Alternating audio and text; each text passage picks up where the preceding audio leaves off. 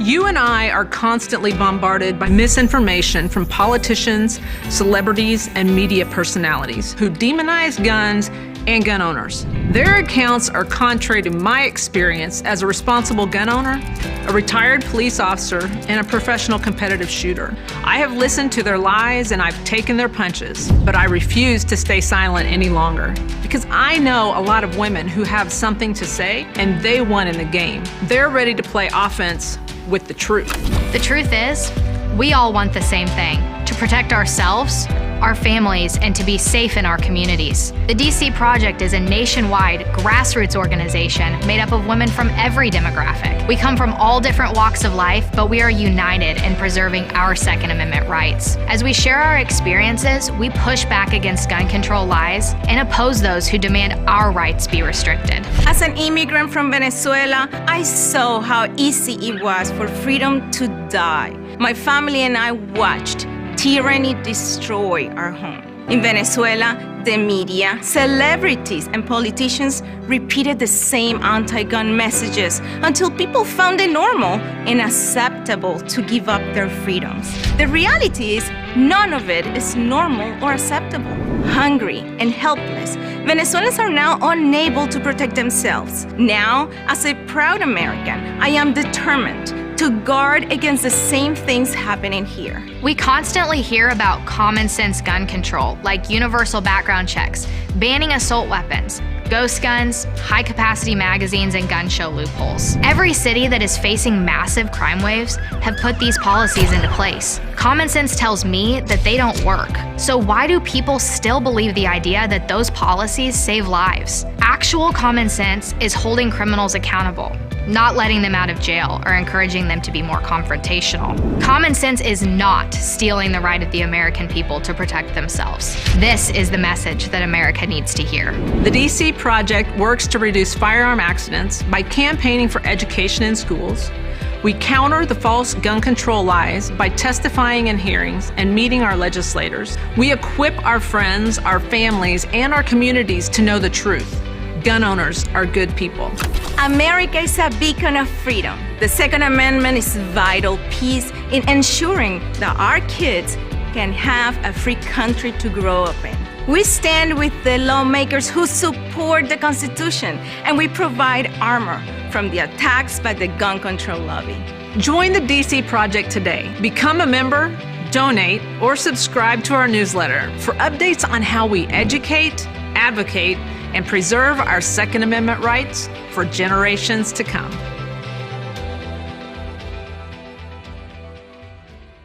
When people use a firearm in self-defense, they could be arrested or sued and face extensive legal costs. Firearms Legal Protection provides uncapped legal defense for any member who uses a legal weapon in defense of themselves or others, providing members with peace of mind in these difficult situations by covering all attorney fees and other benefits. Use code EOTT at firearmslegal.com for a discount on all membership plans. Protect yourself. We'll protect you.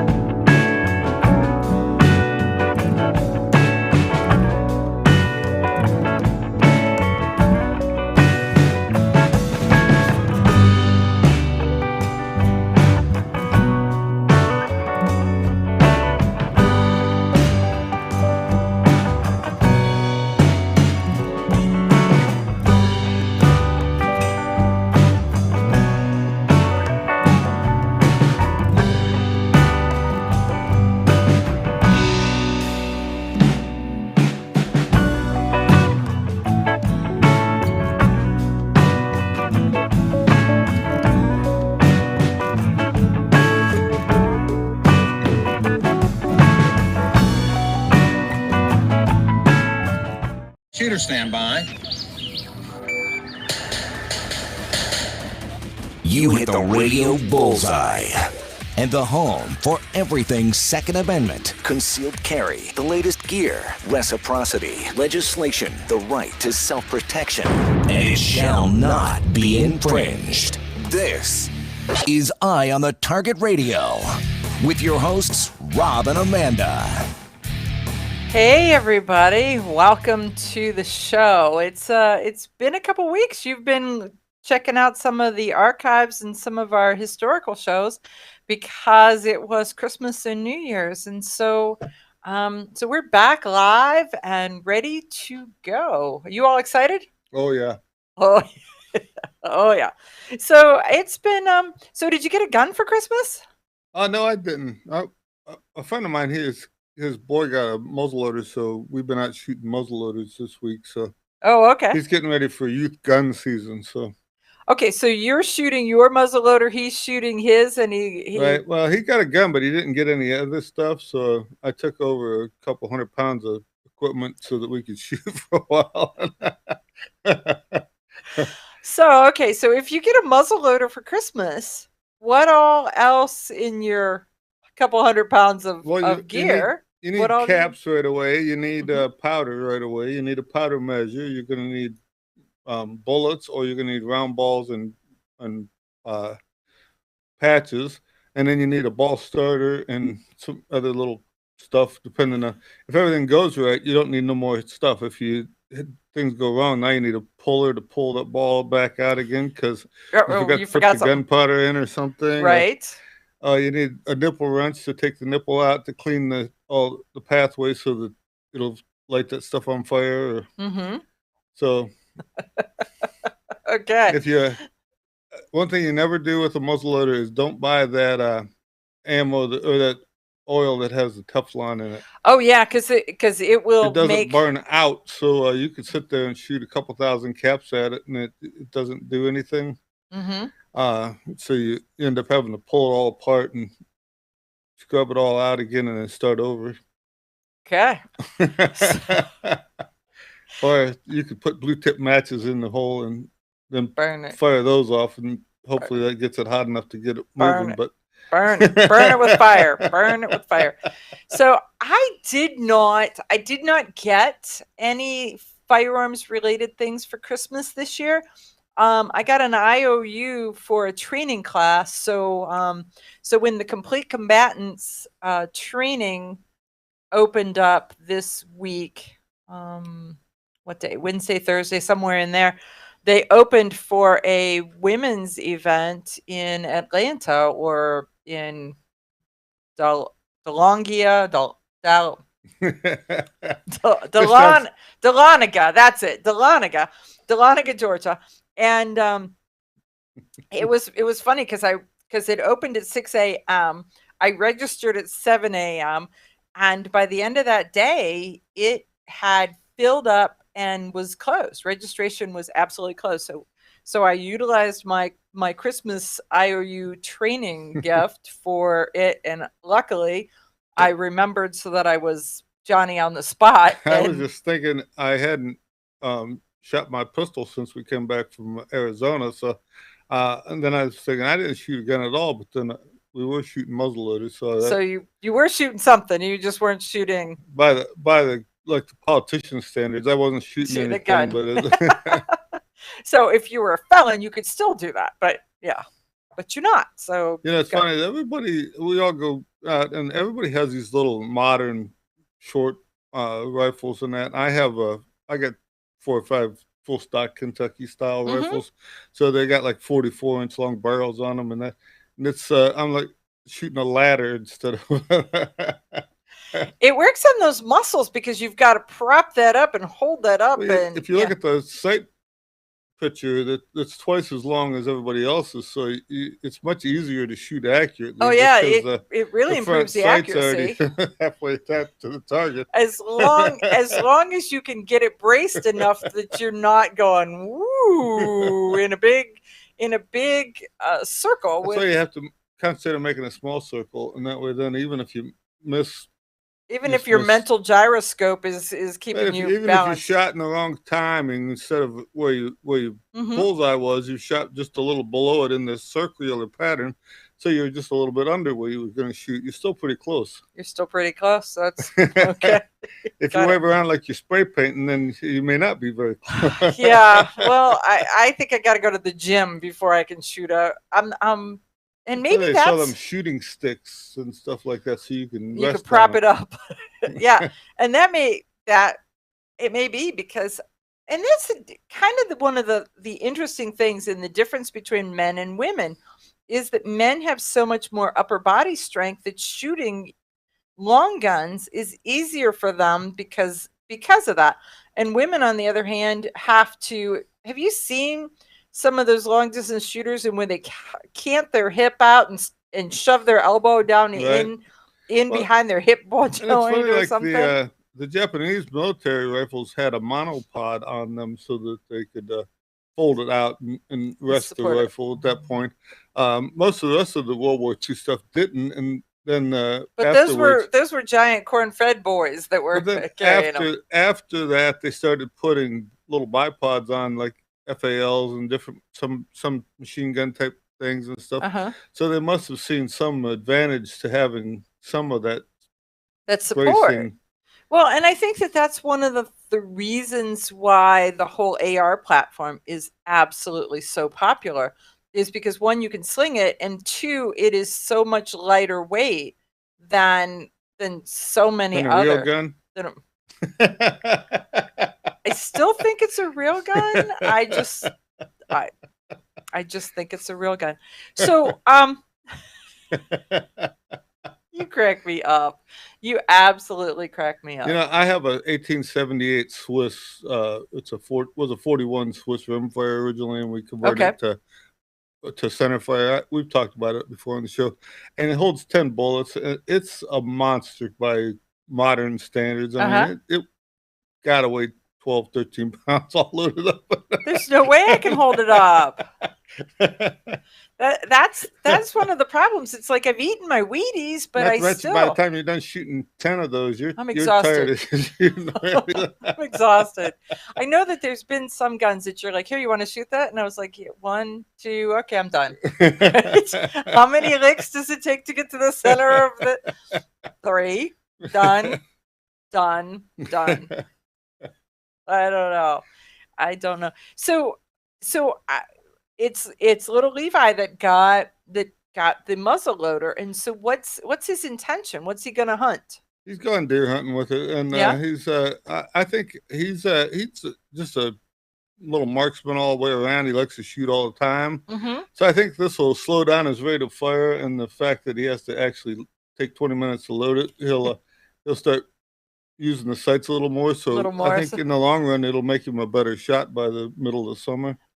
But he's already a decent shot if he takes his time. Right, if he takes his time, and now that he knows how long it took him to load that thing up, it may make him a even better shot at that point. Well, that would be good. So I mean, I think that's one of those things. I'm really pleased that you're out there with his dad and him, teaching him how, because one of the things that we are seeing is just a lack of hunters and a lack of outdoorsmen because there's nobody to teach them. Well, there's a lot of stuff like this muzzleloading stuff. It's hard to find someone who knows what they're doing. It's not something you just read a book and you're good and go out. I mean, you read a book and you got somewhat of an understanding. You still could blow yourself up, and you could that would be bad. You could also take a lot of time getting to where you work out some of the bugs to get it to where it's accurate. I mean, it may shoot, but it doesn't shoot near itself at the same time. And you're not sure why. So and once you figure it all out and that,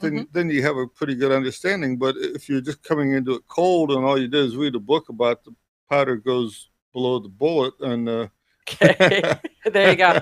So, okay, and that makes sense because you're like, okay, I'm doing something wrong, but I don't know what I'm doing wrong. Well, I shoot a very thin patch. I shoot a 10,000th patch, and I like the 10,000th patch. My flintlock likes it the most, so I'm good with it too. Okay. And then it's transferred over to other rifles that they work just as well. So I just bought a couple gross of 10,000 patches, and I don't have to worry about where my patches are coming from at that point.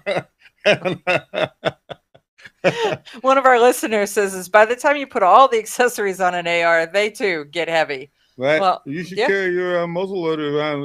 I got a man purse that looks like I'm going on vacation for a week that has enough. By the time you got grease and balls, All and the accessories powder and that go with measures it. and different things, and it's like a thing. Got to weigh 25 pounds extra. You can't. Well, I don't think. I mean, they offer a lot of options for the ARs, but restraint You is don't a need all of word. them, right? Restraint is a word that I'm not sure that some of the AR folks get, because it's like, oh, they offer that. So it's sort of like the motorcycle riders with chrome, a little maybe goes a long way. When we come back, we'll do history. Okay, you ask yourself, who is this Realize Firearms Awareness Coalition, and what do they do? Realize Firearms Awareness Coalition is a not-for-profit group based in Portage County, registered as a 501c3, and organized to educate about the historical intent of the Second Amendment to the Constitution of the United States of America, to share knowledge, to enable citizens to accurately relate and defend aspects of the U.S. Constitution, to enhance public awareness and support for responsible gun ownership, and to emphasize firearms education for women who facilitate the transmittal of constitutional awareness and gun ownership to succeeding generations. How do they intend to do that? By talking to you all and having you talk back, by hosting educational summits and events. So tune in, listen, and participate. RealizeFAC.com. Your front door, your car, your gun. Safety is a habit. Gun safety and responsible storage are no different, and the best way to help prevent accidents, misuse, and theft. Cable locks help keep firearms secured. Learn how to get a free firearm safety kit. Visit projectchildsafe.org. If you have a firearm, own it, respect it, and secure it. Brought to you by the National Shooting Sports Foundation and the Bureau of Justice Assistance. Shotgun with Charlie. I'm Charlie Cook from Riding Shotgun with Charlie. Conversations in the car about gun safety, freedoms, and even a few laughs. Imagine you're in the back seat listening to an intimate chat with me and my passengers as we drive all around the country. Listen, watch, and subscribe to the Riding Shotgun with Charlie YouTube channel and podcast.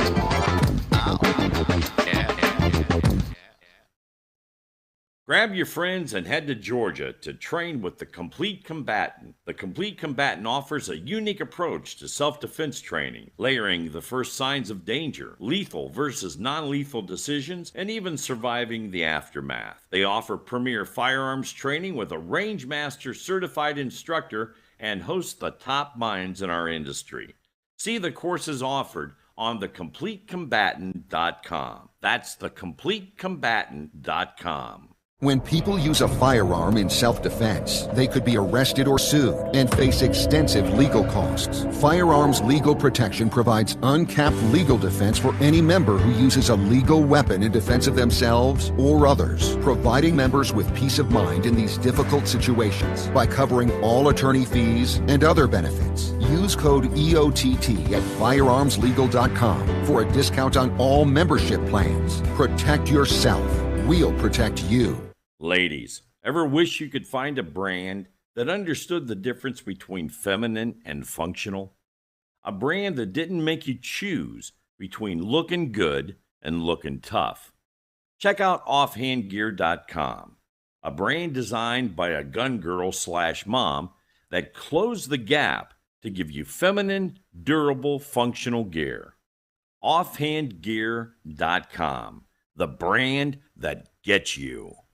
We all know rust is bad. To help keep rust from forming on your firearms, tools, and other ferrous-based items, you want to have Rust is Bad in your gun-safe toolbox and anywhere you want to be rust-free. Rust is Bad bolsters and G-strings deposit small, safe particles that coat your rust-vulnerable items. Save your valuable items with Rust is Bad. Go to www.eyeonthetargetradio.com and follow the link for more information. That's www.eyeonthetargetradio.com for Rust is Bad.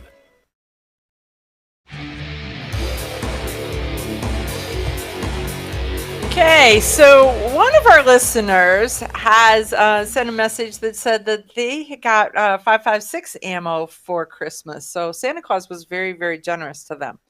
And let's talk a little bit, because we're in the history section, about guns. That there were 223 guns, there were 5.56 guns. Some guns shoot one, some guns shoot the other, That's the some same. guns. It's the same as with 7.62 by 51 and 308 Winchester and stuff like this. When the NATO round is chosen, they multiple countries are making ammo for it.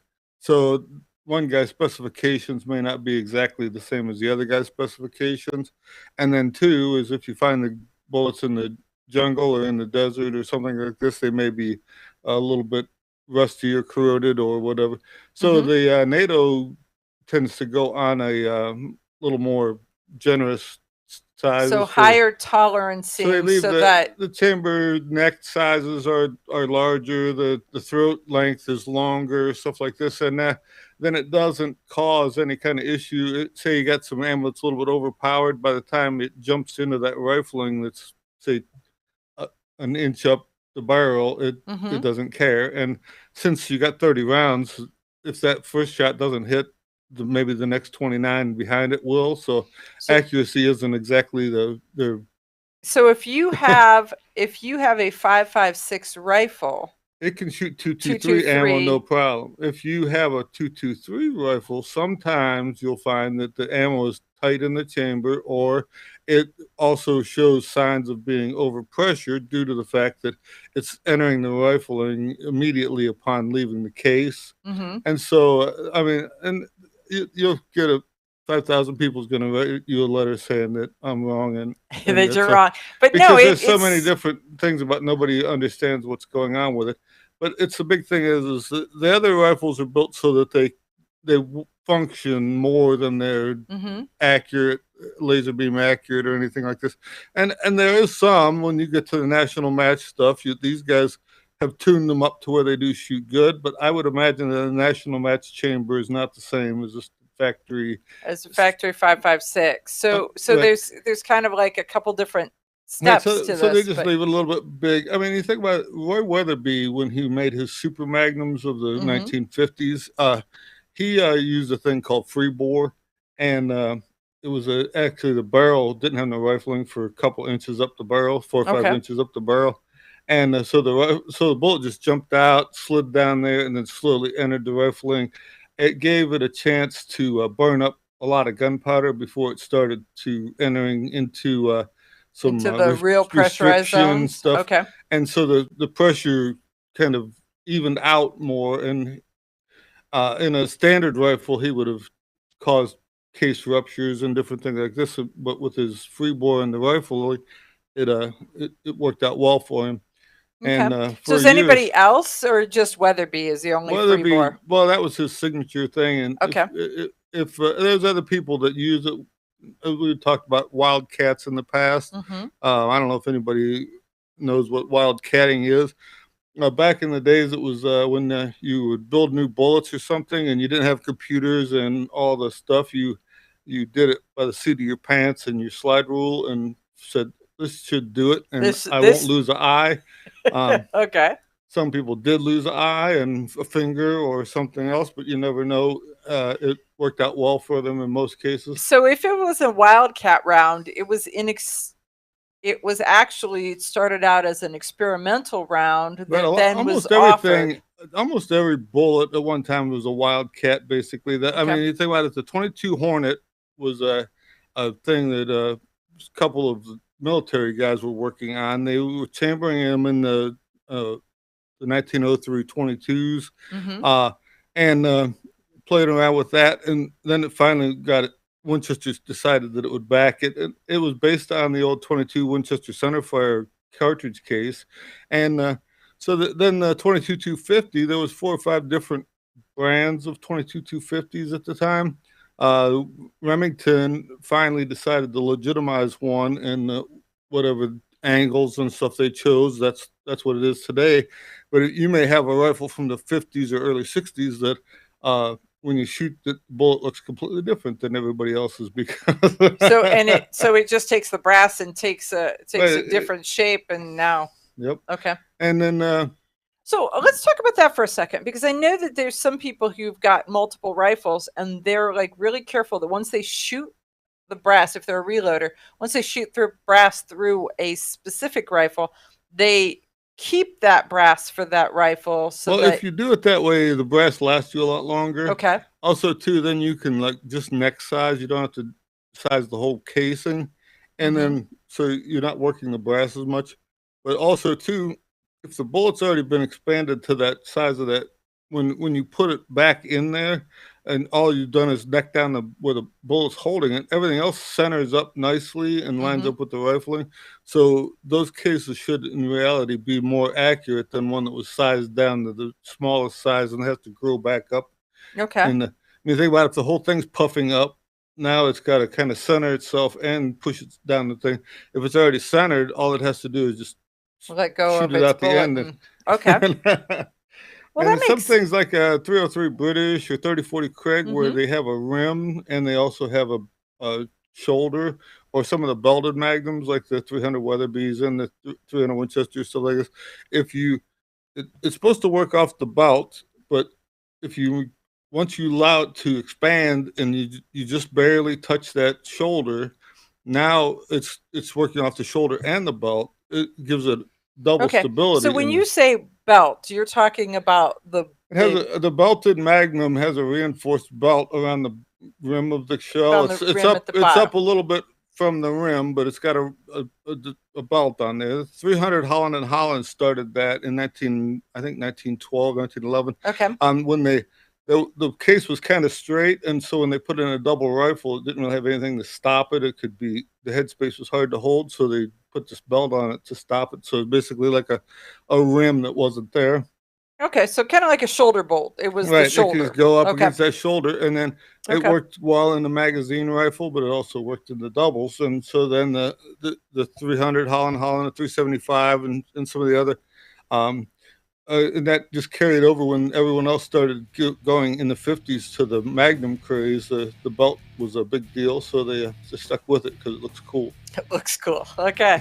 So it's always so interesting to me. You know, I give you a couple keywords and say, here's the history section, and you fly free, little bird. Right? I mean, it's whatever direction we go.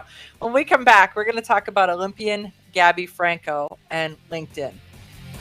Grab your friends and head to Georgia to train with the Complete Combatant. The Complete Combatant offers a unique approach to self-defense training, layering the first signs of danger, lethal versus non-lethal decisions, and even surviving the aftermath. They offer premier firearms training with a range master certified instructor and host the top minds in our industry.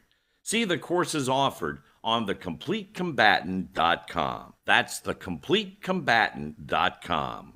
When people use a firearm in self-defense, they could be arrested or sued and face extensive legal costs. Firearms Legal Protection provides uncapped legal defense for any member who uses a legal weapon in defense of themselves or others, providing members with peace of mind in these difficult situations by covering all attorney fees and other benefits. Use code EOTT at firearmslegal.com for a discount on all membership plans. Protect yourself. We'll protect you. Okay, you ask yourself, who is this Realize Firearms Awareness Coalition, and what do they do? Realize Firearms Awareness Coalition is a not-for-profit group based in Portage County, registered as a 501c3, and organized to educate about the historical intent of the Second Amendment to the Constitution of the United States of America.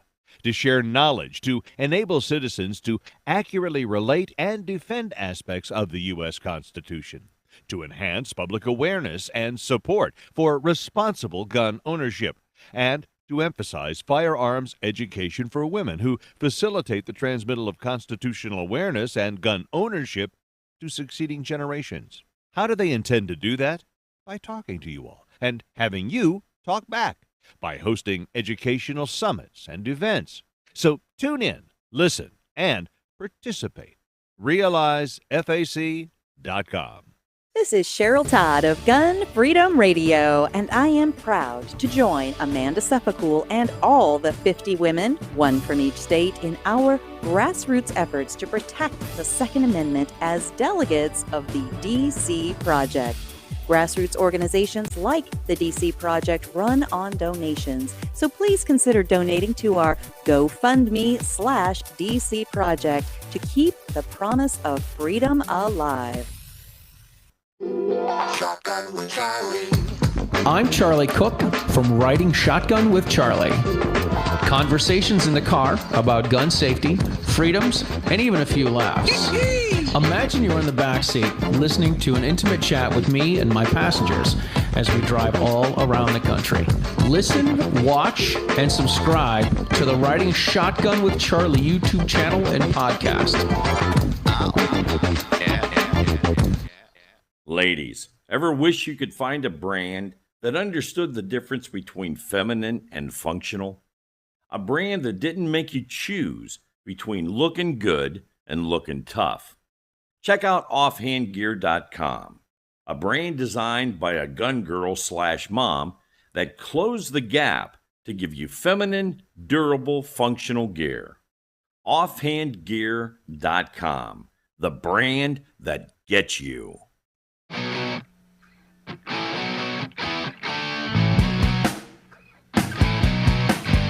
Hi, this is Paul Lathrop from the Polite Society podcast. I wanted to let you know that the show you're listening to is a proud member of the Self-Defense Radio Network. You can check out all the shows on the network by going to selfdefenseradio.net or tune in for more on Self-Defense Mondays on Karma Radio, krmaradio.com.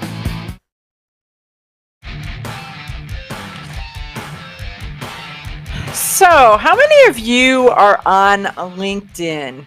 You know, there's so many different social media, different pages. You know, there's Twitter, there's Facebook, there's LinkedIn, there's Instagram, there's, 35 other ones you'd never heard of. Oh my goodness. And so they start to talk about them, and there's Rumble, and there's Tumble, and there's, all these others, but every one of them's got a purpose and a use and a focus and a whatever. And LinkedIn prides itself on saying that it is the business to business connections for social media, so that people who are in some kind of an industry or in the business or work, well, not that we all don't work for a living, but LinkedIn has its little snobby nose in the air, worked for a living kind of focus.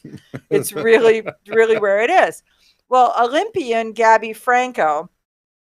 So Gabby Franco shoots as a professional shooter for Walther, and she's kind of worked around her way through the industry as a professional shooter, and she's really good. She's good enough that she was the first female shooter to represent Venezuela in the Olympics.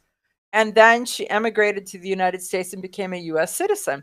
So Gabby goes around and she talks about the threat that is facing the United States, and she uses Venezuela to tell the story. Well, she had, so this is a John Petrolino article, and John Petrolino just cracks me up. But he got the message from Gabby that Gabby was censored on LinkedIn, where they took down her post and her pictures because she had a gun in her picture, and they said that it's against their policy because it would sell. What were the words? So that ads related to the promotion, use, or sale of weapons, ammunition, or fireworks or other violent products and services are prohibited. She wasn't selling, and it wasn't an ad. It was a post and a discussion, but they took it down because it had rifles. So Gabby, being Gabby, and she's not going to take no guff from anybody. She went back. She blued out both firearms that were in her hands, though you could tell that they're firearms, but now they're big blue blobs. And then she reposted it and said, "Take that, LinkedIn." So it's an interesting. Now it looks like she's holding baguettes, huh? No, they're big long. Yeah. So there's that. The part I have to say, the part that absolutely cracks me up is John Petrolino, writer extraordinaire. He actually has a statement in his article that starts with "big whoop." Right?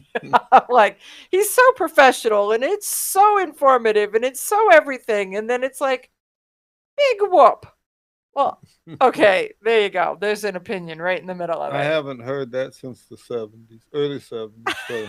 I just, we had to talk about it because "big whoop" is now a political statement of "in your ear" there, LinkedIn, I think is kind of where he was going with it. It's pretty cute. So, you know, the interesting part is we've got to push back. We've got to fight back. They have rules. And as long as we're not violating the rules, just the fact that we have a gun does not make us public enemy number one. The thing is times they are changing and things are getting better. It's going to take a long time, but it is. We are I guess winning, learning, all this stuff. Mhm. It's just yeah. Right now, you have to play by their rules a little bit to make sure that you still get some television time, or you're out. Well, the window. there is a little bit of play by the rules, but yeah. So someplace I was gonna say, the times they are changing. So when you're talking about how they're changing. I went to the NRA winter meeting this year, or this last week. And so it's the 2023 winter meeting, which was where my head went for this year. And one of the statements that they were saying, they were talking about Bruin, because you and me, we talk about Bruin all the darn time. And I'm trying to find my notes on that. And so they said how many times already Bruin has been referenced in lawsuits. And so it's been cited so far. And the Bruin decision was made in June of 2022. So 6 months, officially 6 months. It has been cited 240 times in various legal pleadings since then. So 240 different The thing is, how court many cases. times did somebody just read it and drop the lawsuit because of the fact that they seen that it was going nowhere? So when or you they say didn't even bother to have a lawsuit because they realized that it wasn't going to do anything. So it's kind of like those. They don't have numbers for how many defensive handgun uses are going on. Because the attacks that didn't happen. Right. If it didn't happen, it didn't get counted, and that's the same with Bruin. Bruin is going to continue to make waves for a long time. I have an article here where they're talking about the 18 to 21-year-olds, and they go clear back to as a child and looking at some of the rulings. And so the way they're saying is that there was no ruling about a minimum age at the time, because in the long and short of it is that they said that it's the parents were had the final say in it. Okay. So if it got down to, I mean, the government said 16 to 60, and the rest of anything else was up to the parents to say what. Well, and that's interesting because we know that Ohio's unofficial militia was defined between 17 and 67. Right. So, but that would have been modified as late as 1999, but I don't know exactly what the modifications were. I know it was touched. You'd have to go through the whatever those the papers, the what are the Federalist Papers? Yeah, the Federalist Papers to see what the actual rules were at the time and stuff. But it's kind of funny because they were telling in here the original this article. It's Ammo Land, wasn't it? Yeah. So David Cordrea. It's a interesting article because originally it started out they were arguing about whether a felon could have a gun, and they said in the founding era which they're talking about in Bruin, that they didn't have any rules against felons having guns. And then there was an interesting line that says, "It not a stretch to surmise that they did not have major recidivism problems with murderers because they were hanged or lesser felons would just receive long and hard punishments." So, and then they paid their debt. They paid their debt to society, and they were done. So there is that. Most of this stuff, if you look at it, it says it's a 20th century problem. It says they have their commercial sale of arms to felons and mentally ill has its origins in the 20th century. And most of it you can see links to the 1934 Gun Control Act at that point. And there's spots in different states had different rules at different times, but it's nothing is in the federal papers about the felons or children having guns or anything. Well, the citations for Bruin, a big pile of them, are felons with guns using the Bruin defense to say that they are people of we the people. And so, well, that's what this says is that that you were a citizen, no matter what your thing was, and then once you were, if you were a felon, if you were too harsh of a felon, they killed you, and if you were not, then they punished you suitably to where you modified your behavior. They said that what was it you served your time or you right. So you paid your debt to society, and now you're right. So you're out. You worked that time for that, so you didn't want to go back and do it again. Exactly, but it was hard labor. It wasn't country club labor. Right. So, I mean, that's the thing. Yeah. Today, we got it pretty soft. I mean, you look at even some of the movies of where they did the chain gang type stuff in the 20s and 30s. It wasn't. No, it wasn't gyms and singular cells, but. Yeah, right now our biggest punishment is they put you in solitary where you can't talk to anybody else. Or you can't use your video game. Maybe. I don't know. I don't know. So it's interesting, but a bunch of lawsuits is using Bruin, and so we're going to see this play out using Bruin to say that a well-regulated militia being necessary to the security of the state, the right of the people to keep and bear arms.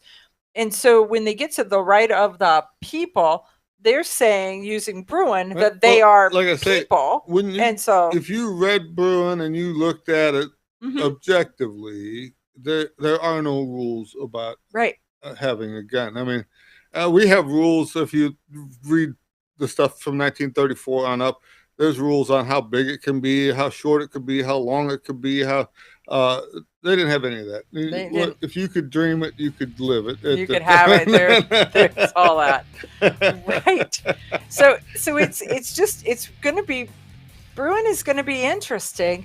And I spent some time with Tom King. I'll talk about that when we come back from break. Tom King is a name you're going to want to know. He's New York State Rifle and Pistol Association. He is the winning side of the Bruin case. So we'll be back.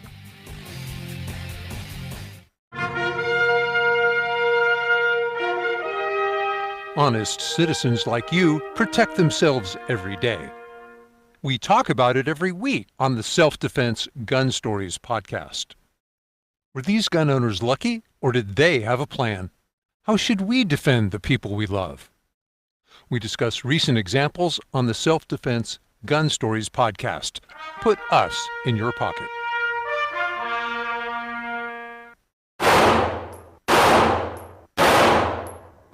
Hi, I'm Janelle Westrom, owner of Davenport Guns and Davenport Shooting Club. At Davenport Guns, we do so much more than sell firearms. We advocate for increased personal safety and security, not just for you, but your whole family and community. Go to davenportguns.com to see our online inventory and browse videos, articles, and things we just find entertaining. Sign up for our newsletter to learn more. This is Cheryl Todd of Gun Freedom Radio, and I am proud to join Amanda Seffacool and all the 50 women, one from each state, in our grassroots efforts to protect the Second Amendment as delegates of the DC Project. Grassroots organizations like the DC Project run on donations, so please consider donating to our GoFundMe/DC Project to keep the promise of freedom alive. Ladies, ever wish you could find a brand that understood the difference between feminine and functional? A brand that didn't make you choose between looking good and looking tough. Check out offhandgear.com, a brand designed by a gun girl/mom that closed the gap to give you feminine, durable, functional gear. Offhandgear.com, the brand that gets you. Okay, you ask yourself, who is this Realize Firearms Awareness Coalition and what do they do?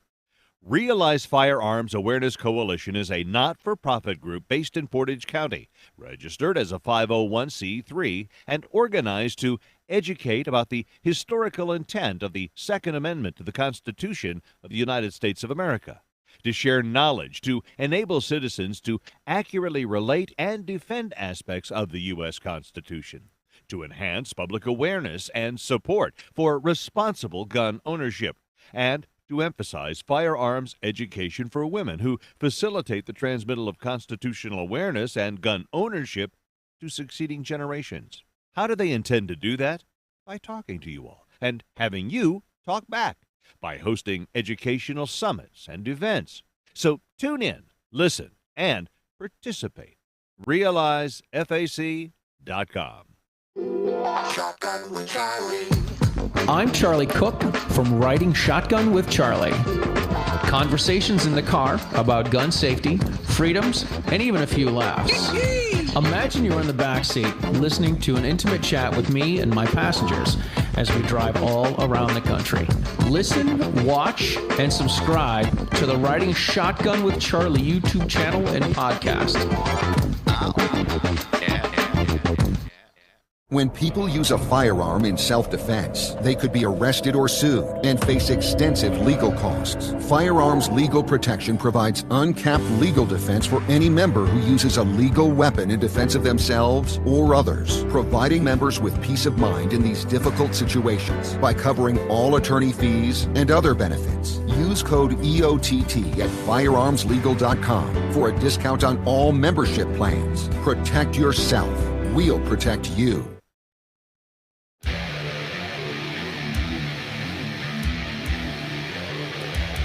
So, do you guys know who are the biggest civil rights organizations in the country? Because really, when you start to talk about who is fighting for your rights, it is the NRA, it's the Second Amendment Foundation, it's Firearms Policy Coalition. It's those groups are working to defend your rights. And so there's new headlines that are coming out when Second Amendment Foundation files a lawsuit. And the headlines start with a rights group demands that courts do this, or the rights group demands that courts do that. And I think that this is a brilliant move because it starts to define they're not just a gun group. Well, the thing is that they don't get displayed as a gun group or the rights As a rights group. group, They get get displayed as a gun group. And Right. so if you were to ask 100 people on the street, they would say like the NAACP or the what is it, the Southern I can't think they have a coalition down Southern Baptist Coalition or something. But anyhow, there's quite a few of them that they quote every day, but they don't give the gun people their due as a rights group. So this is brilliant marketing. And so Second Amendment Foundation has had a change, not a change in leadership, an addition in leadership. And so they've added a new marketing social media gal, and they've added a new I think he's the director. Let's see, what is sometimes executive director. I think how the Chinese say, many hands make light work. So you get new mind thinking about it. They think in a different direction. Yeah, you start to get 2 or 3 people, and all of a sudden they're like, "Look, what you're doing is great. What if we just finessed it here? We finessed it there." So we're ignoring this area completely, but you got this part covered well. So so let's help you. But the interesting part is because of that, you're seeing their press releases, and you're seeing when they roll out the amazing stuff that they're doing a different job, and I hesitate to say it, but a better job of really defining what it is that's happening in words that people that are not so tuned in to all of the legal words understand exactly what it is. I mean, I was reading an article earlier that I'm sure you're going to pull out somewhere there, and I'm not saying I'm an expert by any means, but I do read a lot of this stuff, and they use terms that I'm like, I'm not sure I even know what that means. So how do you make sure that your audience, this is that thing, know your audience and know what they're interested in, and explain it in a manner to where it clicks and connects with them, so that they don't have to get out a dictionary to define. Things, I mean, when you're looking at like Supreme Court and that, some of the things they do are they're going back to a case in 1820 to look at something, and that word meant something different in 1820 than it does in 1990 or There's so many words that are like that mean something completely different. Polluted the meaning. We really have. I mean, think about it. I mean, the one that comes to mind that really draws the parallel is that the poor company that had the diet candy, and so there were chocolates that would help you lose weight, and it was called AIDS. AIDS, as in diet AIDS. And so instead they named a wasting away disease after that, so that it's pronounced the same way, spelled differently. And so all of a sudden this company, that meaning and all of that stuff just kind of went away. The words for militia, the words for people, the words for rights, right? All of those are right. changing. I mean, you think about it, when you're looking at some of the stuff in the courts and it says shall or may and stuff like this, words have meanings, and we have learned to overlook most of those meanings, and so you didn't really mean that. Or it's something about like that instead of what it exactly is or something. Right. So there's a lot of things that we just kind of jump in. It's like when you're reading a book and the guy's name is too hard to pronounce, so you just give it another name that starts with the same letter. Yeah, it becomes Andrew, right? Because it started with an A. There you go. In your head, you're like blah, or right. And pretty soon that all of the society has started calling this guy Andrew because it was so. It was. I sat this week and I was talking to a former senator and former U.S. senator who in the course of this conversation was talking about a book that he was reading, and he named the book, named the author, and then told us what the book was about. Then he went to another one and he was like, and I'm also reading this book. And he named the book and he named the author. And I'm like, I just sat there in awe because even if I'm actively reading a book, I barely know the title, and I definitely don't know the author, right? Or I know the author because I bought the book because of the author. Right, but you don't remember I don't remember what the title is, right? And for him to be able to say, here's the title of the book, here's the author of the book, and here's the content of the book, I was like, magical. That's just you have superpowers. I don't have those superpowers to kind of know or remember that. Well, it's sort of I mean maybe some there's of it is it's not important, so you gloss over that, and then maybe down the road you might need to know it, but you can enough that you can look it up, I could go find it. There is that. Well, I have a girlfriend who has the ability that when she's recollecting something, she can tell you what you said and what she said and what you said and what she said. And I'm like, we've seen that on that Big Bang Theory. Maybe, and I'm like, yeah, we talked about cats. I believe they call that a freak of nature. I don't know, but I'm like, if I am lucky, I remember the general conversation and the topic and where we ended, right? But verbatim commentary, there is it. 2 sentences later, I couldn't tell you the sentence she said, right? My head is gathering concepts, but not it's just amazing to me. But I don't know why we went down a path there. We went down the rabbit's hole. But let's go back to talk about this rights group, the Second Amendment Foundation, and the brief that was filed in the U.S. District Court for the Southern District of Illinois. What they're doing is they're going after the rights to protect and defend the rights of 18 to 21-year-olds, saying that when you say the right of the people, that at 18 you're a people, not you don't have to be 21 to be a people. You're at 18, you're a people. And this is a baby step, and it will be you'll be a people at a much younger age in the near future. So Alan Gottlieb said that they've been pursuing this case for 20 months, and it's time for the court to bring this case to a conclusion to the benefit of all young adults.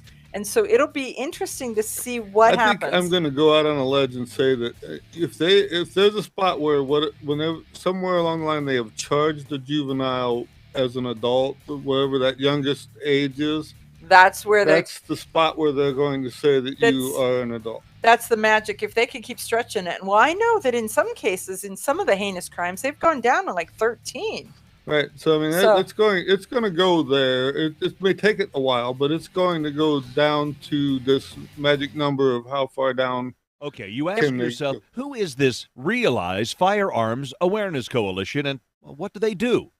Realize Firearms Awareness Coalition is a not-for-profit group based in Portage County, registered as a 501c3, and organized to educate about the historical intent of the Second Amendment to the Constitution of the United States of America, to share knowledge, to enable citizens to accurately relate and defend aspects of the U.S. Constitution, to enhance public awareness and support for responsible gun ownership, and to emphasize firearms education for women who facilitate the transmittal of constitutional awareness and gun ownership to succeeding generations.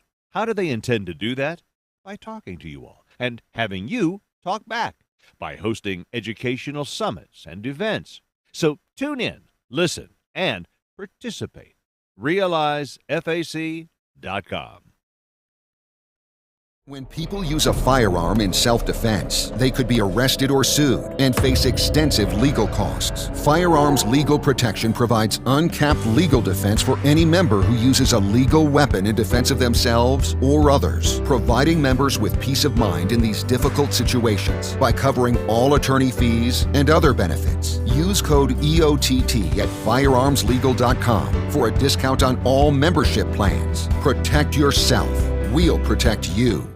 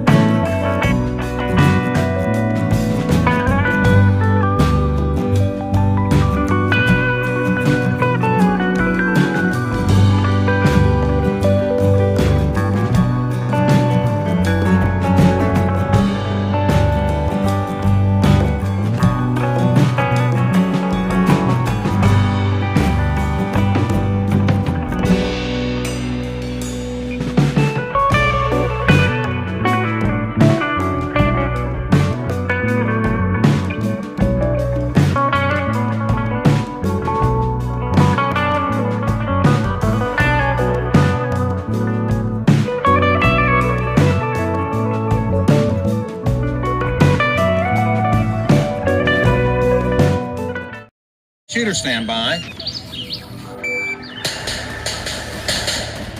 You hit the radio bullseye.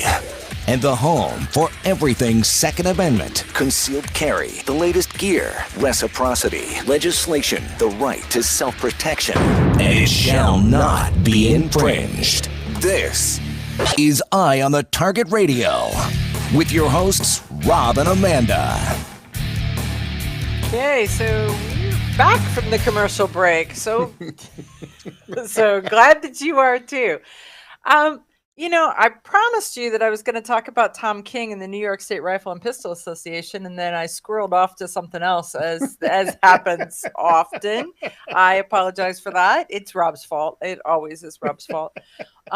So, no, the interesting thing is that I was in Dallas with the NRA's the winter meeting, not their annual meeting, but their winter meeting, and so their board of directors, and one of the board of directors, hey there, good evening, John Petrolino. I got a shout out from John Petrolino. He missed us. We talked about your article already there, Big Whoop, Mr. Big Whoop. But so John Petrolino is watching us on the Ops Lens channel or on the YouTube channel or on the Facebook channel. One of those multimedia. We're multimedia. We're on Twitter now. So we are multimedia. Big deals. Something like that. Okay, I'm going to squirrel again. But anyhow, so I'm sitting and I have an opportunity to talk to Mr. Tom King, who is the president of the New York State Rifle and Pistol Association. We were talking about Bruin, and a couple things were of interest. One is they have what they call Bruin 2. That's a Bruin, right? So they've got that out there. And I didn't catch exactly where they were going with it, but they're just continuing to go after. I've been seeing something that where the New York city has pretty much every put the safe booger space on the whole Bruin thing. Yeah. They've tried to rewrite the rules all the way around it and stuff. So I believe that they're going to do something about that sometime between now and June. I believe that's coming out. Right. There's a couple other things that they're working on too. The Supreme Court has taken an active interest in the Second Amendment lately because of all of the stuff that's going on, and it's usually coming out for the Second Amendment instead of against. So that's good. We'll take it. News. We will absolutely. It's going to take some mindset changes, I think, in the long run, because you're going to realize that it's not the gun that's the bad guy. It's the bad guy that's the bad guy. And we're going to have to be mean eventually. Imagine that. So part of the conversation we're sitting there. So there was a group of us, and I was asking his thoughts, because obviously he's had years to think about this if this decision came through, and then going over the decision even with a finer tooth comb than we have, right? And so I asked him what he thought about, the 18 to 20-year-olds, and what he thought about the peeling back, and that in the end, we thought that the NFA, so the 1934 Gun Control Act, and the restrictions on suppressors and machine guns and all of those things would be eliminated. And he said, not in his lifetime. And I said, well, then, and it was at breakfast, and I said, well, then I probably ought to continue to eat my my granola here so that I can stay healthy. So maybe it's in mine. And he's like, oh, no, not in your lifetime either. And so I thought that was interesting. And he said, the United States isn't ready for it, and it'll be a slow peel back. And then another person that was sitting at the table that was very knowledgeable about it, he says, in his opinion, he doesn't really think that they will take the NFA completely away because of the optics of it. So what they will do is they will just go in and pull out chunk by chunk by chunk. And so when they're done, they will have effectively neutered it. So it's sitting there, but there's nothing inside the shell.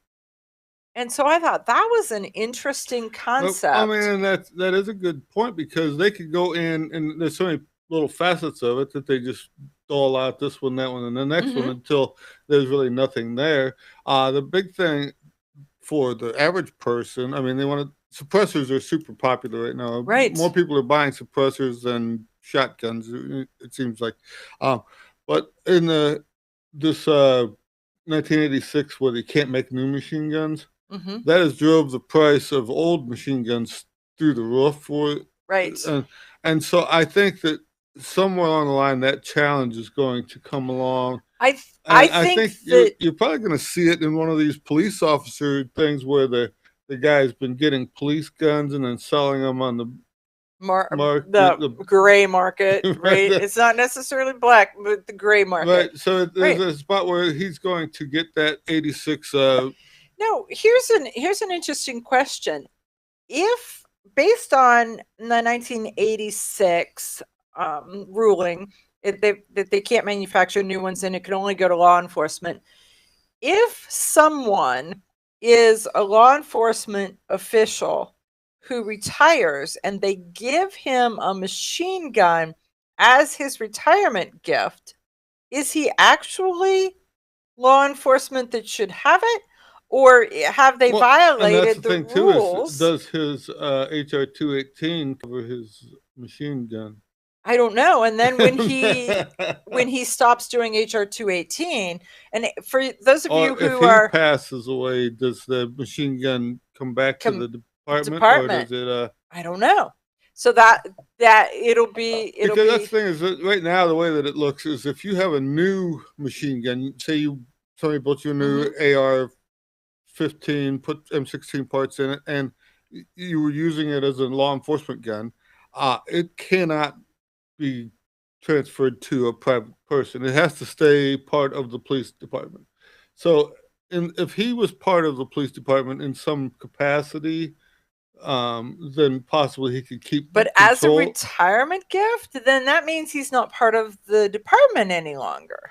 Right. So that's the thing. They have to make a new thing where he's a part of the auxiliary. The honorary police department, right? So he's the auxiliary backup thing. So he has his own machine gun at home, but it's So Pete from GunWeb says, as I understand it, the police department owns the NFA items, not the person the item was issued to. This was not issued. This was, in what I've heard, was gifted. Well, a lot of too is with if it's a plaque and congratulations. If it was an old gun that had real paperwork, possibly it could have been done. If it's under this 1986 Wattenberg thing, then it probably can't. But there's so if it was one of the original ones that they had bought in the 20s or 30s or 40s or whatever, and I was like, you sit there. When I was a kid, you could buy a Rising for about $67. They were as cheap as a single shot shotgun. Okay, so they were a stamped out piece of fully crap looking, fully H&R automatic 45 automatic rifle that they were really substandard by everybody's but they worked, but they didn't have any grace nor any dignity nor anything. They were utilitarian. A Tommy gun, the one looked like a club and the other one looked like a Packard limousine. Well, remember when we were at the Tommy gun warehouse and the guy had those machine guns all spread out? So he had a class 3 license and he had a whole series of machine guns there. And it's amazing. If you've not really looked at them, most firearms have just style and you can see the machining and the design. As it got more modern, you can see it got more utilitarian. And some of the stuff, the Australian and the Dutch Madsons and stuff, they were I've seen BB guns that look more sturdy built than exactly. Yeah, that was that, and I didn't want to. When you look at a early Thompson, the quality is fabulous. You look at the BAR, especially the Colt monitors or the Marlin made some commercial versions of it. They were every bit as nice as any high quality rifle at the time.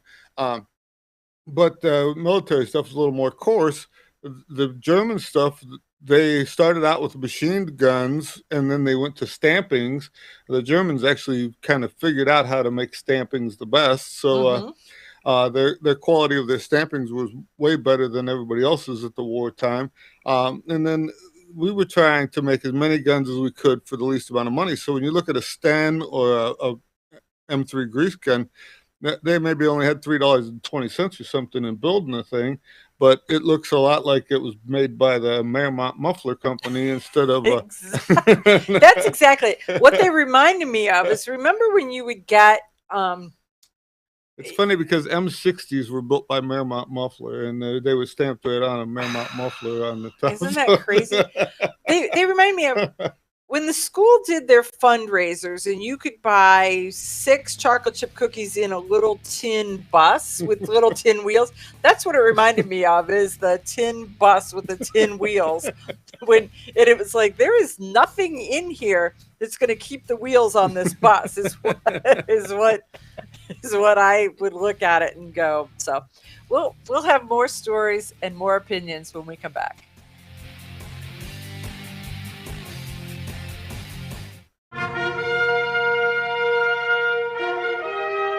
Honest citizens like you protect themselves every day. We talk about it every week on the Self-Defense Gun Stories podcast.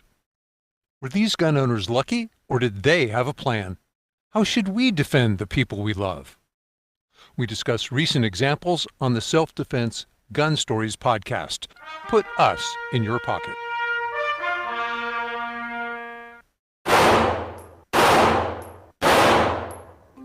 Hi, I'm Janelle Westrom, owner of Davenport Guns and Davenport Shooting Club.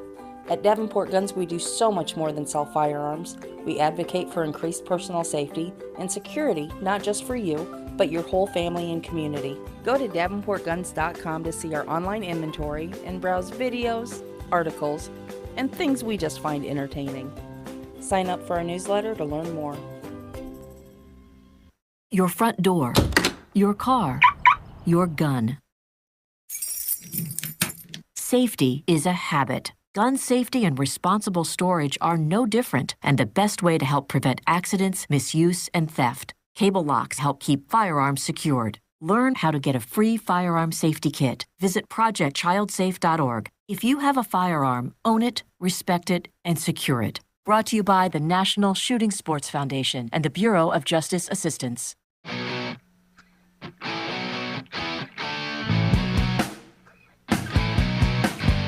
Hi, this is Paul Lathrop from the Polite Society podcast. I wanted to let you know that the show you're listening to is a proud member of the Self-Defense Radio Network.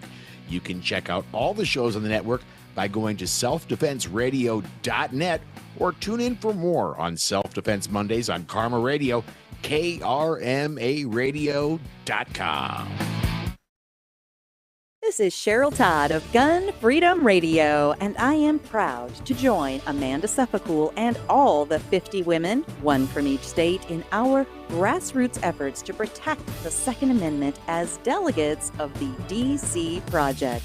Grassroots organizations like the DC Project run on donations, so please consider donating to our GoFundMe/DC Project to keep the promise of freedom alive. When people use a firearm in self-defense, they could be arrested or sued and face extensive legal costs. Firearms Legal Protection provides uncapped legal defense for any member who uses a legal weapon in defense of themselves or others, providing members with peace of mind in these difficult situations by covering all attorney fees and other benefits. Use code EOTT at firearmslegal.com for a discount on all membership plans. Protect yourself. We'll protect you. Ladies, ever wish you could find a brand that understood the difference between feminine and functional? A brand that didn't make you choose between looking good and looking tough? Check out offhandgear.com, a brand designed by a gun girl/mom that closed the gap to give you feminine, durable, functional gear. Offhandgear.com, the brand that gets you. We all know rust is bad. To help keep rust from forming on your firearms, tools, and other ferrous-based items, you want to have Rust is Bad in your gun-safe toolbox and anywhere you want to be rust-free. Rust is Bad bolsters and G-strings deposit small, safe particles that coat your rust-vulnerable items. Save your valuable items with Rust is Bad. Go to www.eyeonthetargetradio.com and follow the link for more information. That's www.eyeonthetargetradio.com for Rust is Bad.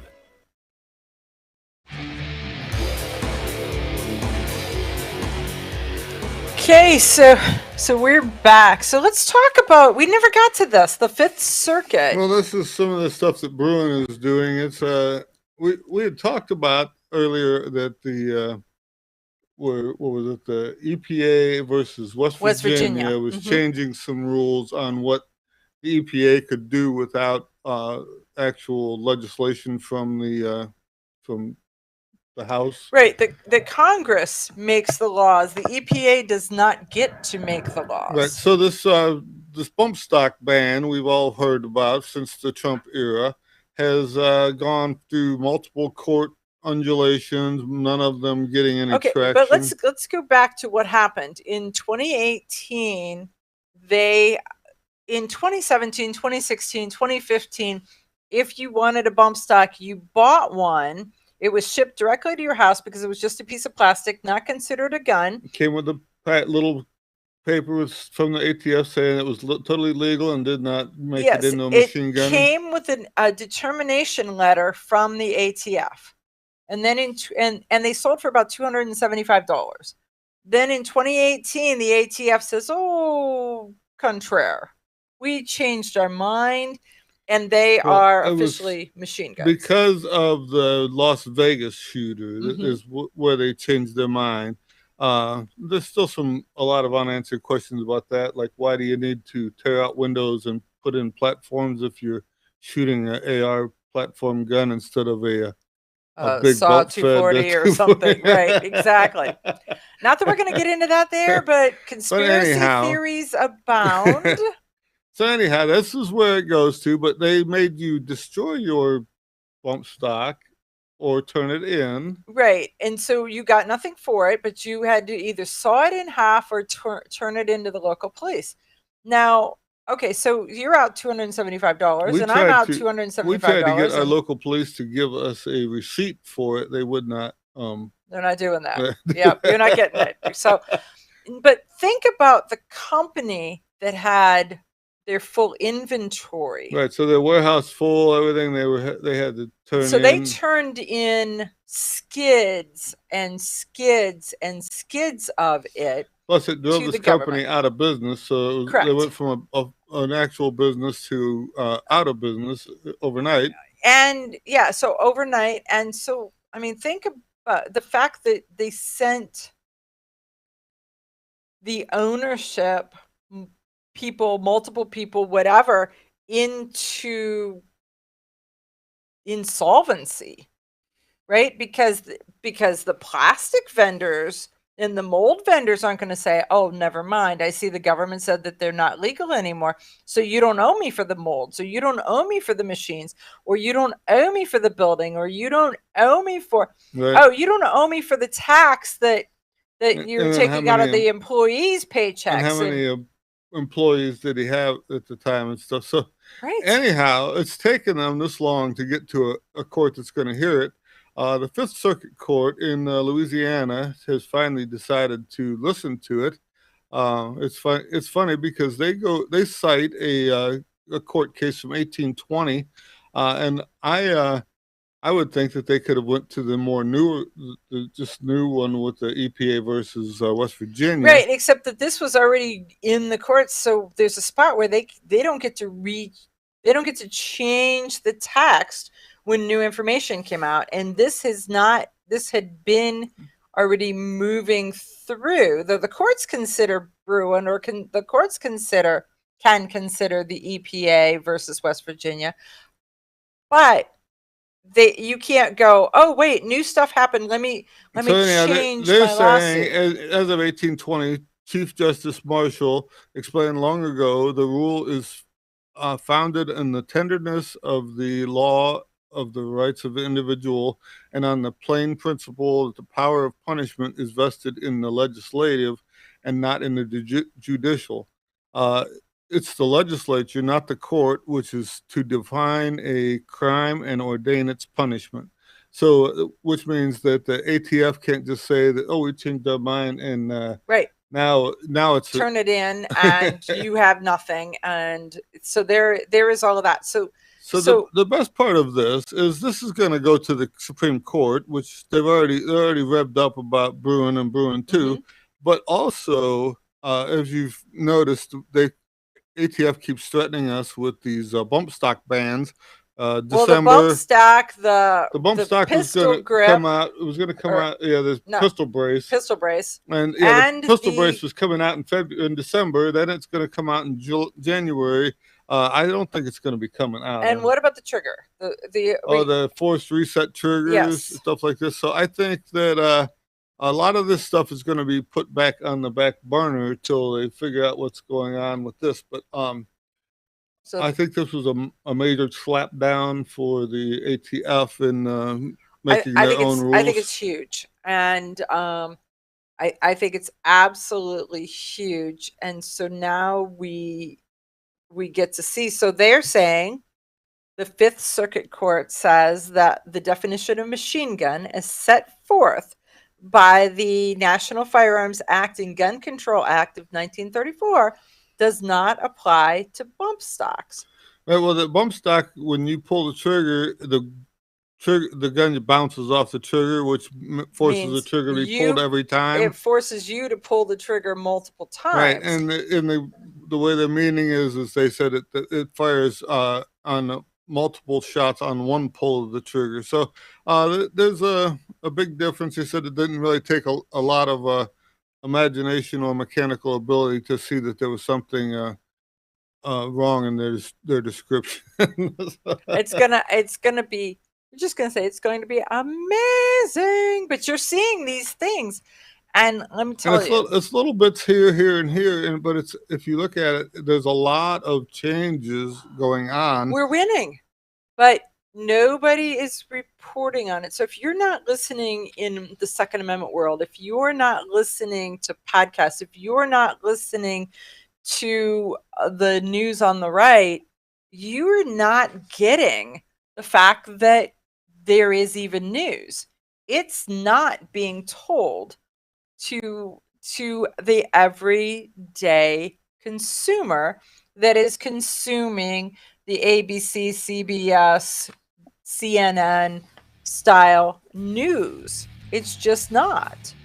So it's going to be interesting. So there was a couple. John Crump wrote an article. Cam Edwards wrote an article. There's a couple other articles out there. Well, because everybody is celebrating the Fifth Circuit Court. Was there anything that Crump said that was different than what Cam had to say? I didn't see too much about it. He went into the fact that the Army and Navy had. And this is where we want to.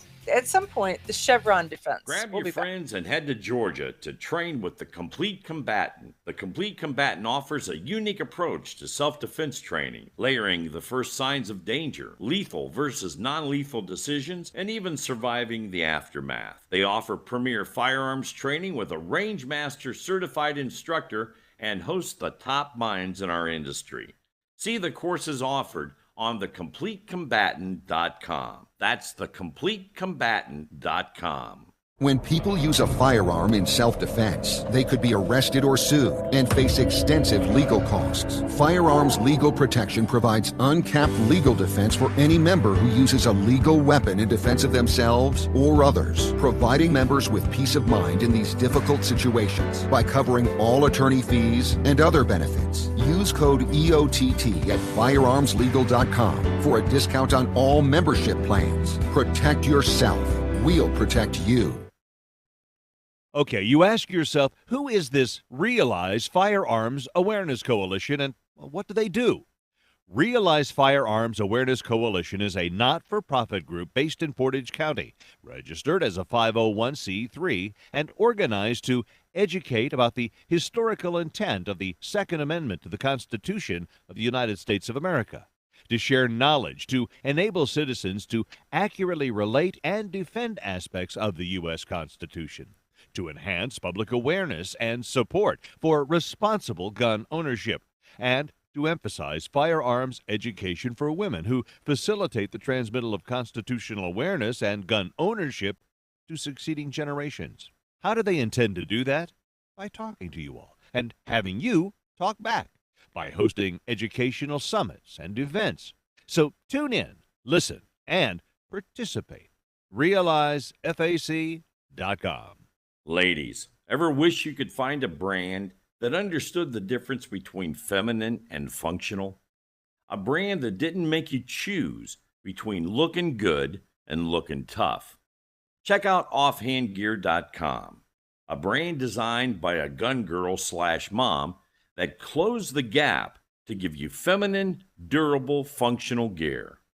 Offhandgear.com, the brand that gets you. We all know rust is bad. To help keep rust from forming on your firearms, tools, and other ferrous-based items, you want to have Rust is Bad in your gun-safe toolbox and anywhere you want to be rust-free. Rust is Bad bolsters and G-strings deposit small, safe particles that coat your rust-vulnerable items. Save your valuable items with Rust is Bad. Go to www.eyeonthetargetradio.com and follow the link for more information. That's www.eyeonthetargetradio.com for Rust is Bad. Your front door, your car, your gun. Safety is a habit. Gun safety and responsible storage are no different, and the best way to help prevent accidents, misuse, and theft. Cable locks help keep firearms secured. Learn how to get a free firearm safety kit. Visit projectchildsafe.org. If you have a firearm, own it, respect it, and secure it. Brought to you by the National Shooting Sports Foundation and the Bureau of Justice Assistance. Shotgun with Charlie. I'm Charlie Cook from Riding Shotgun with Charlie. Conversations in the car about gun safety, freedoms, and even a few laughs. Imagine you're in the back seat listening to an intimate chat with me and my passengers as we drive all around the country. Listen, watch, and subscribe to the Riding Shotgun with Charlie YouTube channel and podcast.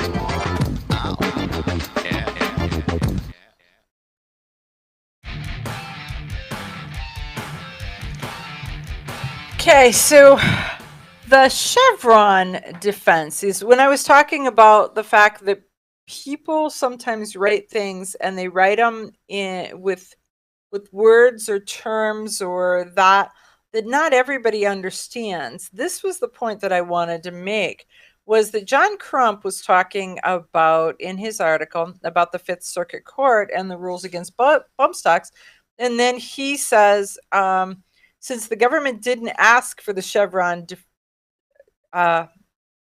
deference to be applied, the Fifth Circuit didn't apply Chevron.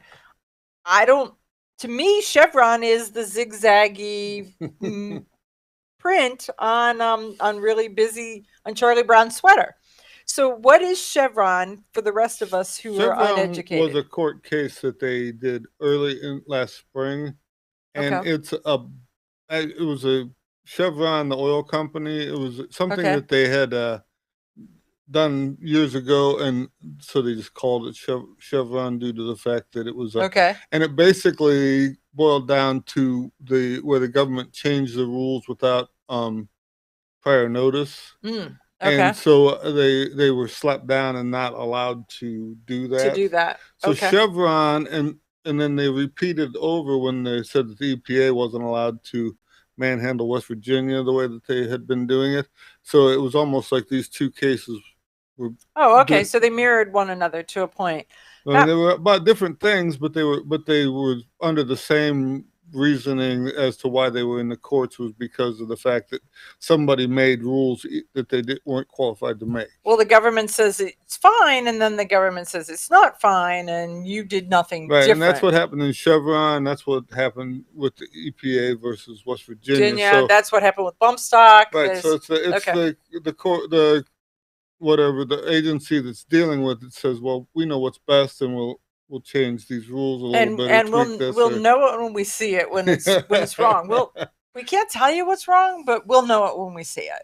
Right? Exactly. Right. I mean, a lot of that stuff is the same thing. And somebody had a good idea and they didn't bother to check to see if they could say it. Well, we've seen it here with the president recently with his going to give away everybody's the college debt. tuition. He And didn't bother to check to see if he was allowed to do that or not. He just did it, and then they backed it out. But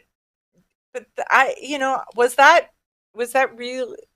That one was almost a pre-election campaign stunt. He did it. That they didn't tell him. Perfect for it, but it was still the same thing. He gave away something he had no right to give away. I mean, what's really interesting on that point is I was talking to somebody who they have their child was planning a wedding.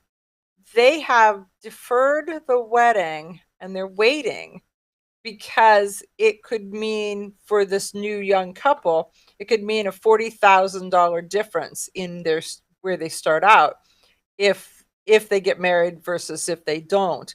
And the mom was like, and that's a heck of a wedding gift. So they are not getting married until that is all sorted out. Isn't that interesting? I think it's already sorted out, but they don't.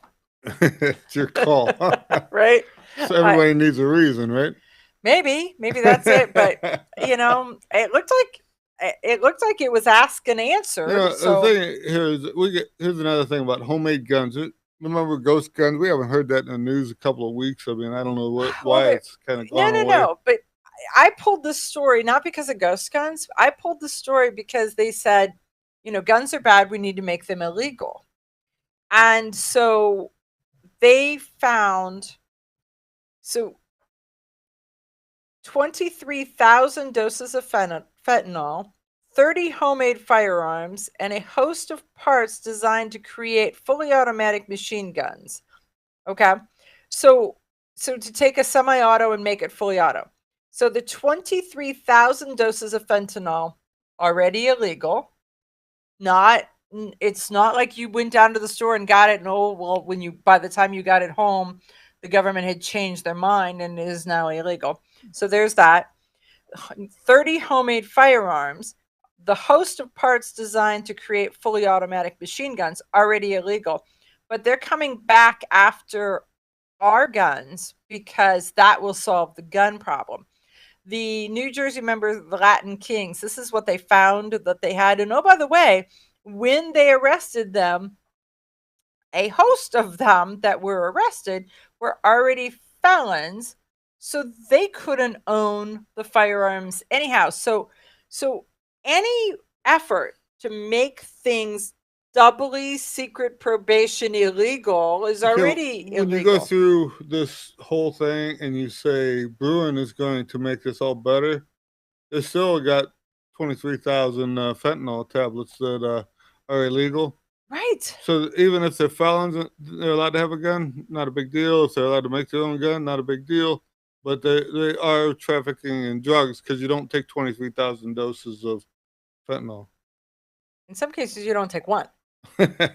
just the funny part is when up in the top here it says that it was, what did you say, a host of machine gun parts? Oh, this is a Tom Knighton article, though. So some of this has to do with Tom Knighton's style of writing. Okay, well, it says 30 homemade firearms and a host of parts designed to create fully automatic machine guns.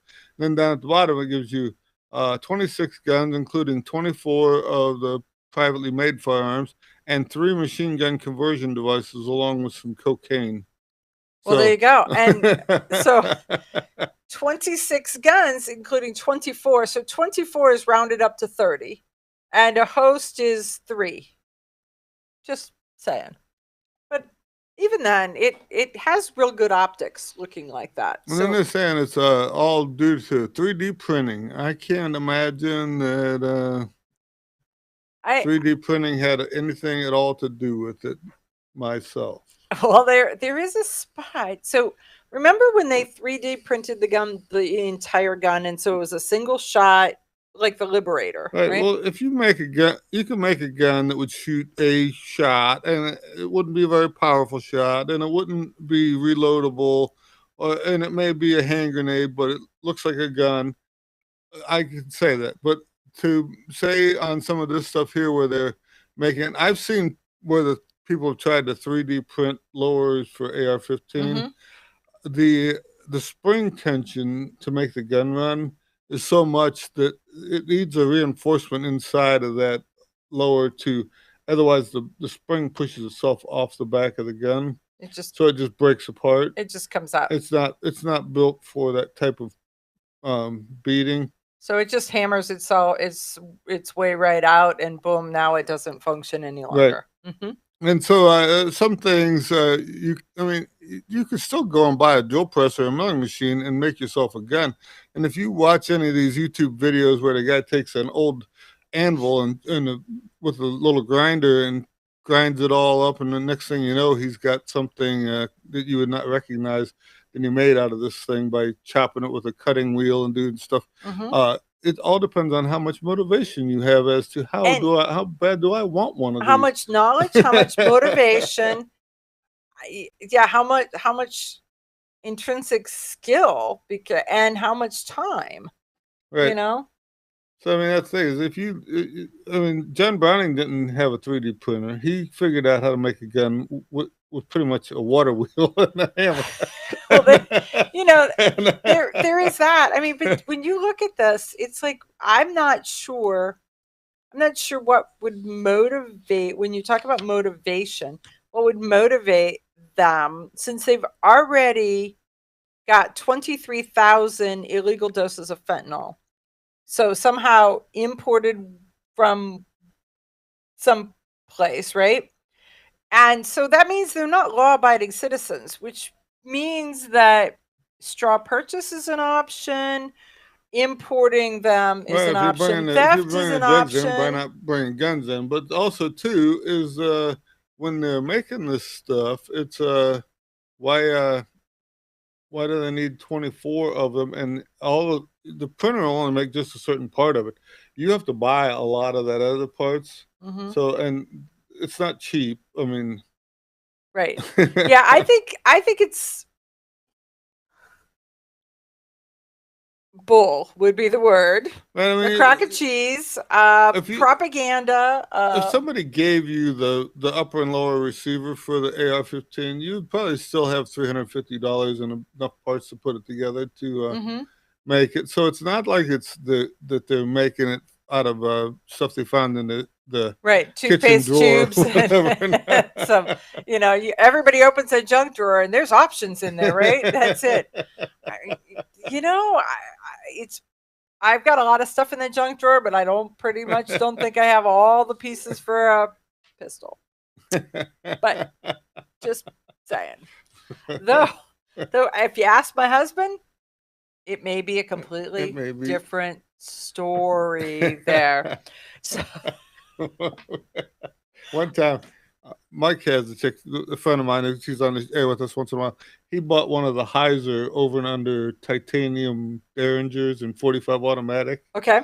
And we were out shooting it, and on the second shot, it dislocated my thumb. And he wouldn't shoot it after that. He was afraid of that. Well, yeah, I would think that would be someone. I had to snap my thumb back into place. So what? It had a little bit of recoil to it. Just a little. Well, so it was a tiny little gun in what caliber? It was a 45 automatic titanium Heiser Derringer. So that. Okay, so it doesn't have any weight.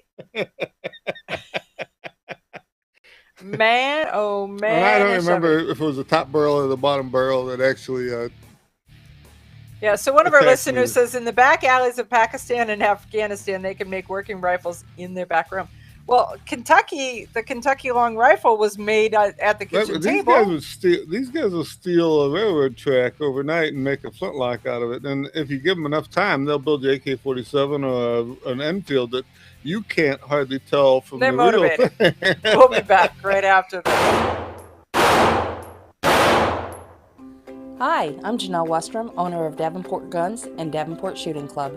At Davenport Guns, we do so much more than sell firearms. We advocate for increased personal safety and security, not just for you, but your whole family and community. Go to DavenportGuns.com to see our online inventory and browse videos, articles, and things we just find entertaining.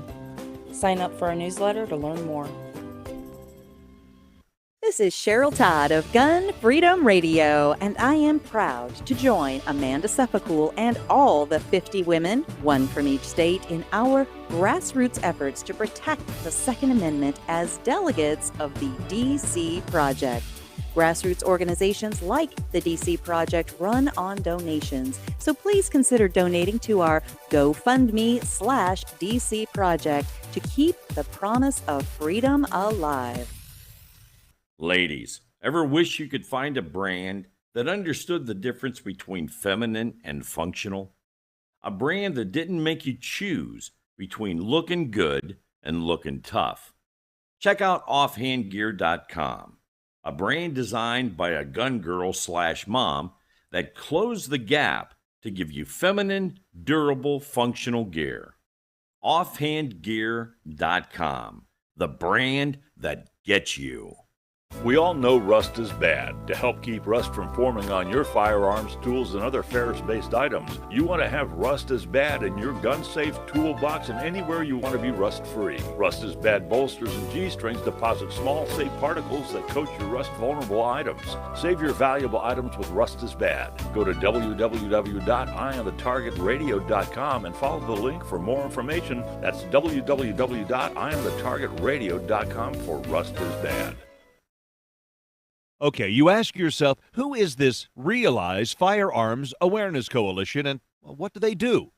Realize Firearms Awareness Coalition is a not-for-profit group based in Portage County, registered as a 501c3 and organized to educate about the historical intent of the Second Amendment to the Constitution of the United States of America, to share knowledge, to enable citizens to accurately relate and defend aspects of the U.S. Constitution, to enhance public awareness and support for responsible gun ownership, and to emphasize firearms education for women who facilitate the transmittal of constitutional awareness and gun ownership to succeeding generations.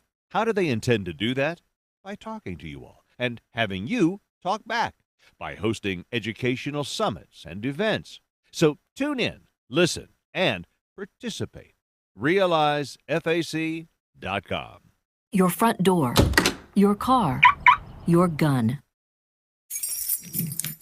Safety is a habit. Gun safety and responsible storage are no different, and the best way to help prevent accidents, misuse, and theft. Cable locks help keep firearms secured. Learn how to get a free firearm safety kit. Visit projectchildsafe.org. If you have a firearm, own it, respect it, and secure it. Brought to you by the National Shooting Sports Foundation and the Bureau of Justice Assistance.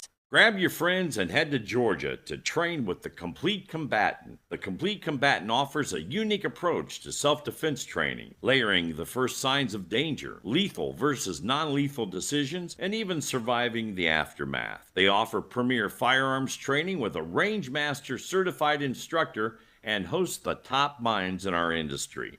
See the courses offered on thecompletecombatant.com. That's thecompletecombatant.com.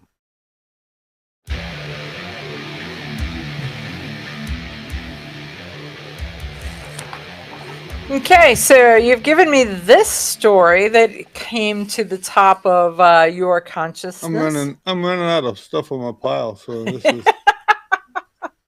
Well, we're right at the end of the show, so it works. There's a guy from Texas, and I didn't read the article because I was doing other stuff, but it just shows you that he wants to expand campus carry to kindergarten through 12 schools. So because he's saying, and he's not saying that he wants the kindergartners to carry, but he's saying that it would simply allow law-abiding citizens with a license to carry to actually carry in those schools. That's the thing. Some of that stuff where you're not allowed to have a gun within 1,000 foot of the school and everything is just making the school hostage. So that's another piece of the broom. But in most states, it is actually set right now that the school board gets to decide if they want to allow the public to carry on school campus or not. And so even though it seems as if it is nobody can have a gun within 1,000 feet of a school, there are caveats to it, but we've never really explored those caveats. Right, but it's the kind of thing that the school, as long as the school is a protected area where you don't have to worry about somebody shooting back at you, then it's a nice soft target that people tend to pick out.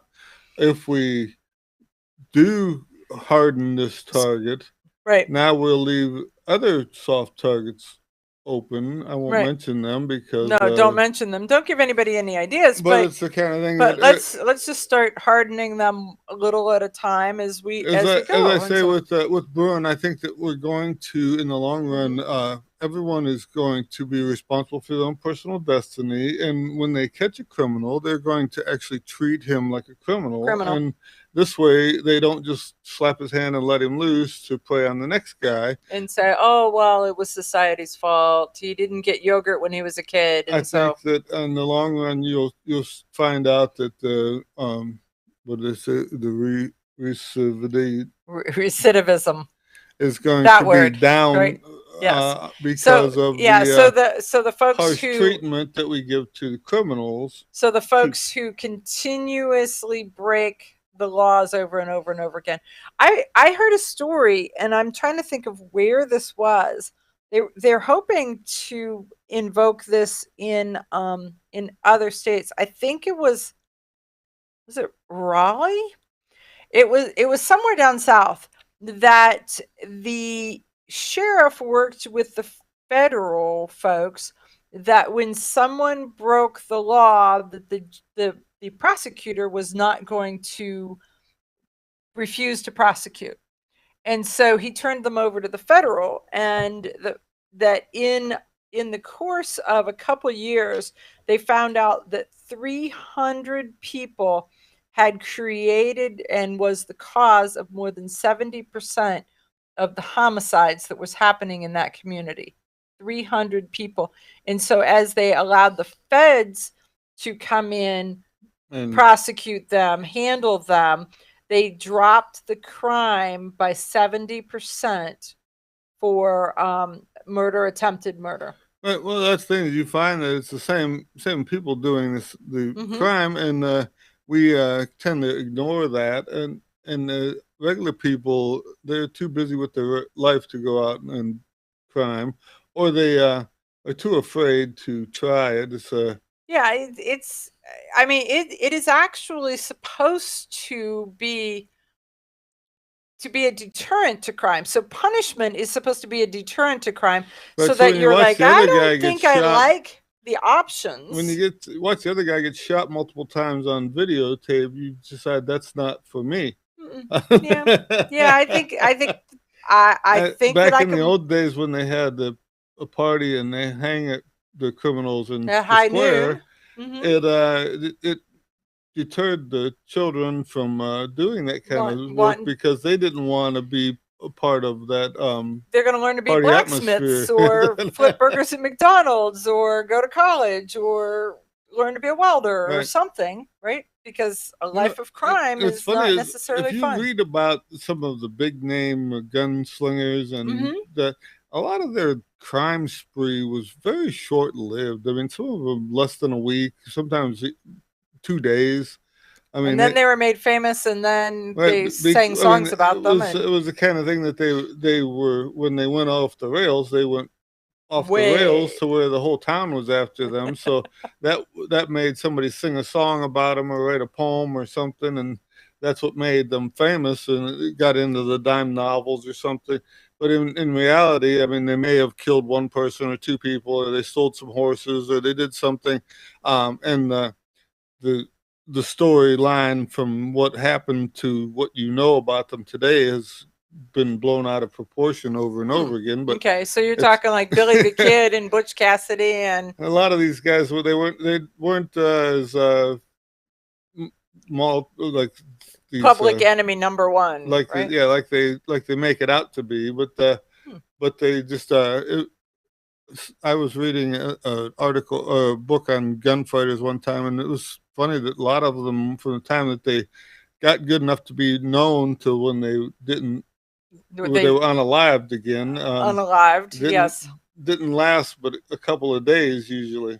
Well, and some of they didn't live long, and they didn't have a long and winding Well, there's road. a lot of stuff too. If you listen, like, Wild Bill Hickok, is real. They said at the time his real name was Duck Bill because he had a great big nose, but they didn't put that in history books for you. Okay. Duck Bill Hickok. Yeah, because he had a giant nose. But they shot people would do things and shoot you in the back and somewhat underhandedly, or 2 or 3 people would gang up on you because no such thing as a fair fight. Right. If they didn't want you around. Right. It wasn't like in the movies where they face off in the street and shoot it out. It's they snuck up and shot you in the dark. And we're hiding behind a wagon wheel. That's what we're doing, right? Well, I mean, or a tablecloth. Billy the Kid, they say that he shot him. He was sitting in the dark waiting for him to come home and shot him in the dark. So Bob Ford supposedly shot Jesse James in the back of the head while he was hanging a picture. There was a lot of that stuff where it wasn't as face to face gunfighting like they always put out to be. Why? Well, is it because of the dime novels? Is that why the West romanticized these criminals? Well, I think these people who terrorize the towns. It's like they didn't have superheroes at the time, so these guys had to be the superheroes of the day. So instead of being able to fly or something, they were quick draws. They were quick draws. Okay. Yeah. I don't know. It's hard to imagine the romanticizing of a criminal. But I guess they did the same thing with Bonnie and Clyde. Everybody thought it was like Romeo and Juliet, the love affair of the century. Right. Well, but you look at what was his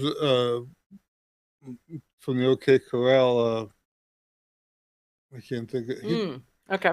He was a sheriff in a couple of Dodge City, Deadwood, all these things. He eventually went to Hollywood and made movies. I think he died of old age in 1929 or something. Okay.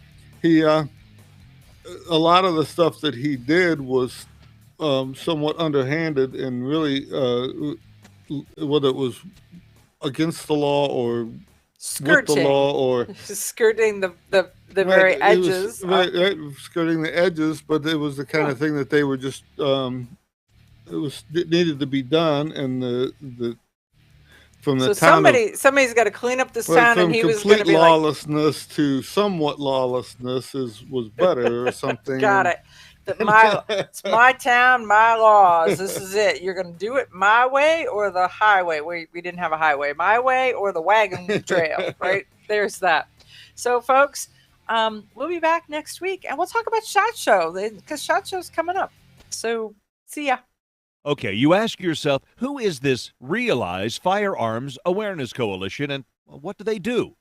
Realize Firearms Awareness Coalition is a not-for-profit group based in Portage County, registered as a 501c3, and organized to educate about the historical intent of the Second Amendment to the Constitution of the United States of America, to share knowledge, to enable citizens to accurately relate and defend aspects of the U.S. Constitution, to enhance public awareness and support for responsible gun ownership, and to emphasize firearms education for women who facilitate the transmittal of constitutional awareness and gun ownership to succeeding generations. How do they intend to do that?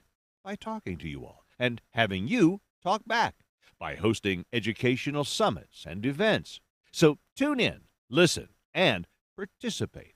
RealizeFAC.org.